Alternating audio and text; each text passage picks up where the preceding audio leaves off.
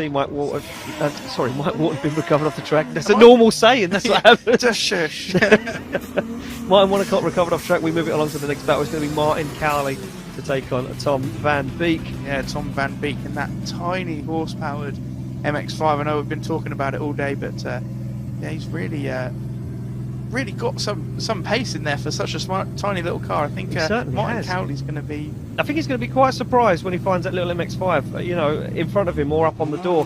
Well, we've got the green light, so these guys are going to leave the start line ready to go for the first run of their Pro Top 24 battles. Martyn Cowley, nice initiation. You can see Van Beek, first time in Pro competition after getting the Lucas Oil's hard charger yesterday in Pro 2. And look at that, not shaking him. No messing around from Tom Van Beek. He's put 6,000 PSI in the back tyres and he is just going to send it and have some fun. You can see him sacrifice a little bit of that line there and shortcut the track to try and gain some proximity, but straight in the middle of the circuit there between 7 and 8 as Tom Van Beek shallows up the angle now to try and play catch up, but Martyn Cowley pulls away. Yeah, Tom Van Beek there just not quite having the legs to keep up with Martyn Cowley. I mean, he cut the track pretty much all the way through to keep up with him. It was a fairly nice line, but I think Martyn definitely left it dead. Yeah, I mean, it was a good effort, but now Martyn, you know, we've seen it before. Yeah, can he drive behind the slower car? That is the big question. So he sits on the start line behind Tom Van Beek, and Tom Van Beek will get the thumbs up from our start line marshal, and he will lead out Martyn Cowley, and Martyn Cowley wants nothing more than to advance through into his first Pro Top 16.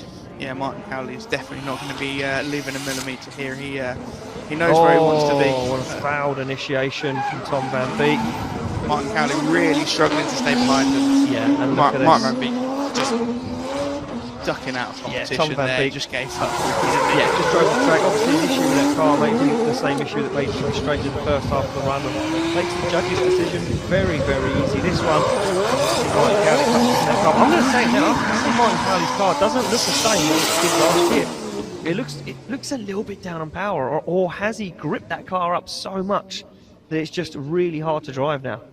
I'm not sure. I mean, he changed tyres, hasn't he? He was on Extreme tyres last year. Yeah, he's gone to a different tyre manufacturer for 2020 when he teamed up with Dan Tyler. And yeah, I'm not sure. There's definitely something up there. And I don't want to put a curse on things, so I'm going to stop talking about it. I think he still looks pretty good up there. I mean, definitely in practice, he was chasing people pretty hard. Yeah, exactly. So there we go. The decision pretty clear there to Martyn Cowley as he taps the roof of his car. He's told to leave the circuit. Will obviously get the win and advance through into top 16. Unfortunately, Tom Van Beek's weekend